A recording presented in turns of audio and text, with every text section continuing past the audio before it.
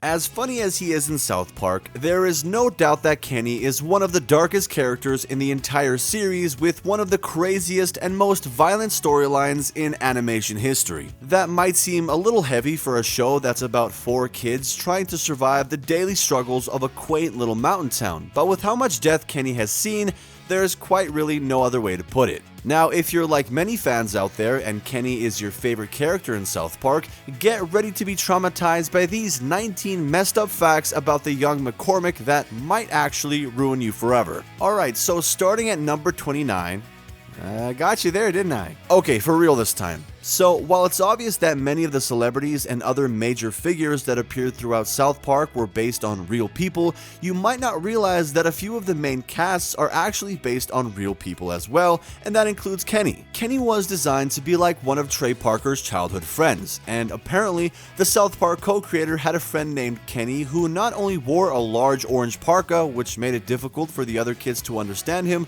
but much like Kenny in the show, the real-life Kenny was also the poorest kid at his school. It might have shocked you to hear that Kenny from South Park was based on a real person, but interestingly enough, so was the fact that he died all the time. Okay, well, I mean, not to that extent, but hear me out. So in real life, Trey's young friend Kenny wasn't as unlucky as his character in the show was, however, he was just as rebellious. According to Trey, Kenny would skip school all the time, and whenever he was asked where his friend was, Trey would respond by saying that Kenny died. This then became the running gag on the show, where Kenny was killed off in almost every single episode throughout the first 5 seasons. There is a mutation named after Kenny McCormick that can be found in fruit flies. That's right. According to scientists at the University of Strasbourg, they have discovered a mutated gene in fruit flies that have caused them to die within 2 days after they've become infected by a specific bacteria. The scientists chose to name the mutated gene Kenny after the death-prone character from South Park. While other characters in South Park have been the cause of almost countless deaths, the one who has died just as many times has actually caused the least amount of damage. It turns out throughout the entire show, Kenny has only been the direct cause of one other person's death besides himself. Kenny caused Sarah Jessica Parker to be killed in the season 14 episode The Tale of Scrody McBoogerballs. Kenny and Cartman were both responsible for convincing Sarah Jessica Parker to stand in the woods dressed up as a moose, and it's later revealed that she was found dead after being shot by hunters. You gotta love South Park.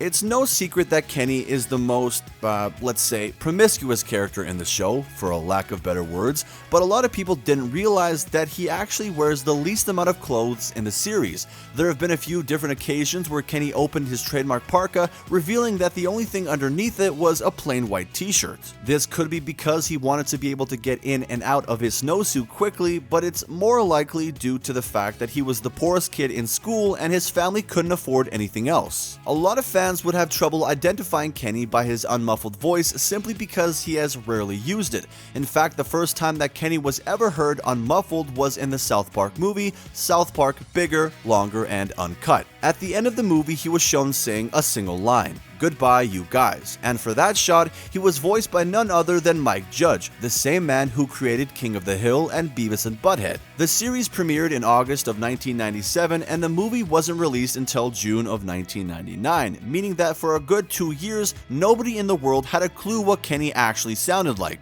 But you know, that's not too bad actually, because Harry Kane, for example, is 29 and still nobody knows what he's talking about. That's a bit of a soccer joke. If you know, you know. If you don't, YouTube it. Not only was Kenny shown to be a superhero who went by the alias Mysterion, but on multiple occasions he was an actual hero who saved his friends and town from certain disasters. For instance, in the Coon and Friends set of episodes, fans learned that Kenny was born with a mysterious power that allowed him to be reborn anytime he died. And in that same episode, he didn't hesitate to kill himself in order to save his friends and the world from Cthulhu's wrath. On another occasion, during the episode The Poor Kid, Kenny saved his adoptive family from the wrath of Dr. Pepper. For the most part, the many characters in South Park are designed to be as simple looking as possible, with eyes that are simply circles with dots in the middle. That's why not a lot of fans know that Kenny actually had blue eyes. This was first revealed in the episode of the show titled Starvin' Marvin, when the mutant turkeys gruesomely pulled out Kenny's eye. In the scene, his eye had more detail than usual and was shown to be blue. This was also confirmed in the episode Good Times with Weapons. During the segments of the episode episodes where the kids are drawn as anime-style characters, Kenny is shown with blue eyes. Video games have played a prominent role in multiple episodes of South Park, and the one thing that has become clear after watching all of them is that Kenny is the undisputed king of gaming. Over and over again, the orange parka-wearing kid was shown to be a true gaming master. This was highlighted in the episode Best Friends Forever. In the episode, Kenny was the only kid in the world that was able to hit the 60th level of the game Heaven vs. Hell on the PSP. This proved that he was so good at gaming that he was enlisted to help Heaven's army defeat the forces of Hell in real life. Kenny was also shown to be a formidable Magic the Gathering player, which for anyone who has played the trading card game will tell you is no easy feat. Kenny was clearly a character with many talents, but a lot of people failed to recognize just how amazing of a musician he was. This was shown multiple times throughout South Park, like in the episode Quintuplets 2000, when Kenny became a famous opera singer in Romania. In fact, he became such a famous singer that the people of Romania refused to let him leave, forcing the US military to perform a rescue mission. On top of that, Kenny was shown playing the drums in various episodes, including Christian Rock Hard and The Red Badge. One of the most interesting things about Kenny's character in South Park is that he was actually a reference in the academic world.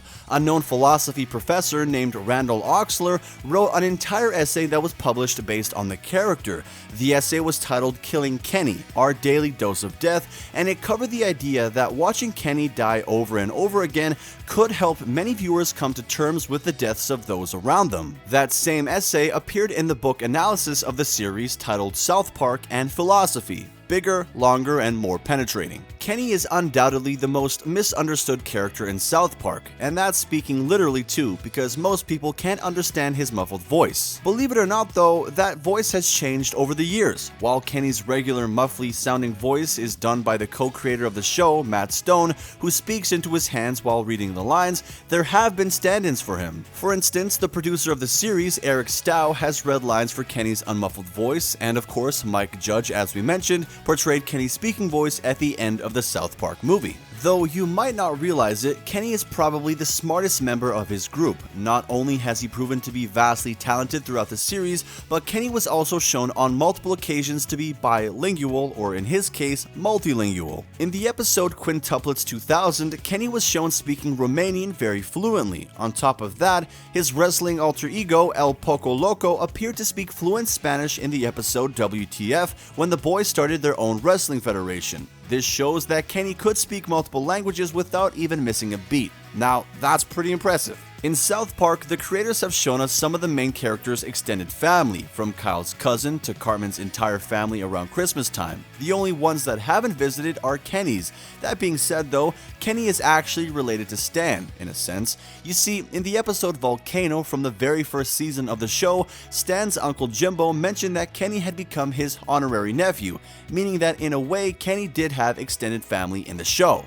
Technicality though. Not every member of Kenny's family has been around since the beginning of South Park. While his brother Kevin has been around since we first saw Kenny's family in the South Park early days, he didn't have a sister until much later on. Kenny's younger sister Karen didn't actually make her first appearance until almost 8 years after the show aired. During the episode though, she was shown to be a child rather than a newborn baby, implying that she had been around the entire time and fans just didn't know it. Everybody knows that iconic line that comes after, "Oh my god, they killed Kenny." But most people don't know that the creators of the show were referencing specific people, and those people happen to be themselves. That's right, whenever Stan and Kyle call out to the sky after Kenny dies, they are actually breaking the fourth wall and calling Matt Stone and Trey Parker, a word I can't say, but I'll give you a hint. It starts with the letter B and rhymes with plastered. Now, there obviously hasn't been a study or a poll conducted to show who's everyone's favorite South Park character, but judging by merch and references, Kenny wins by a landslide. Kenny is hands down the most referenced South Park character in other media, whether it be video games like the Fallout series, in which references to Kenny have appeared in almost every game, or even in stand-up comedy acts like the one performed by Jeff Dunham,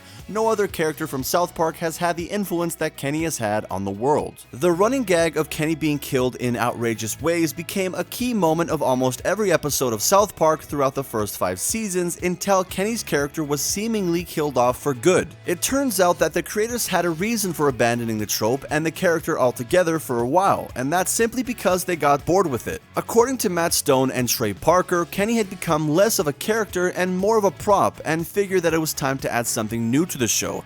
Obviously, that didn't last long since Kenny reappeared in the season 6 finale of the show, Red Slate Down. A personal favorite episode of South Park has got to be Butters' very own episode, but it turns out that it wouldn't exist if it wasn't for Kenny. According to the showrunners, Butters was originally intended to be the group's replacement for Kenny when they decided to permanently kill him off in the show's 5th season. And to start it off strong, they decided to give Butters his own episode, which was aptly titled. In the episode, fans got to see what Butters' home life was like while his parents prepared for their anniversary. And though the episode may sound wholesome, it ends up with Butters' mother trying to kill him. It was truly a roller coaster that wouldn't have happened without Kenny's impending absence. But what was your favorite fact about Kenny from today's video? Make sure you let me know in the comments below, and I look forward to reading all of them.